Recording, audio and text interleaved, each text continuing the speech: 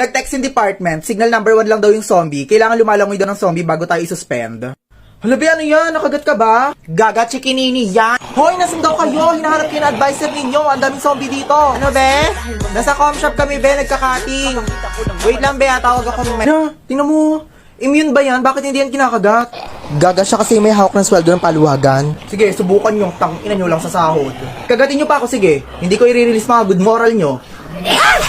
Hello, my gosh, nakagat na yung masungit na registrar. Hello, my gosh, thank you. Di pa kasi ako bayad ng tuition eh. Pinantalpak ko.